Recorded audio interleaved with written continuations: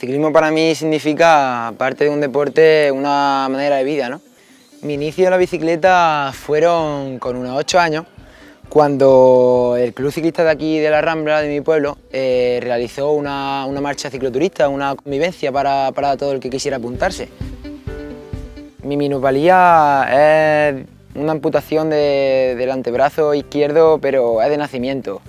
Yo desde pequeño aprendí a llevarla y mis padres me enseñaron que porque tuviese una discapacidad no quiere decir que fuese inferior a nadie, ¿no? He practicado deporte como todos los niños sin discapacidad han practicado y de hecho cuando empecé a competir con la bicicleta no sabía ni que existía el ciclismo paralímpico, ¿no? Yo siempre he estado corriendo con otros niños sin discapacidad. He sido campeón de España en casi todas las modalidades de ciclismo, en carretera, contrarreloj, velocidad por equipo, persecución y kilómetros. Pero actualmente mi especialidad es el kilómetro, un kilómetro contrarreloj individual y la velocidad por equipo.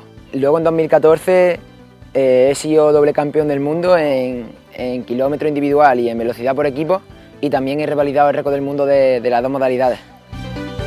Casi durante todo el año resido en el Centro de Alto Rendimiento de Madrid, en la residencia Joaquín Blume, y mi día a día, por la mañana estudio como una persona normal y por la tarde la dedico enteramente a entrenar, salvo en periodos de alta competición en los cuales sí que tengo que dejar de asistir a clases y hacer doble sesión.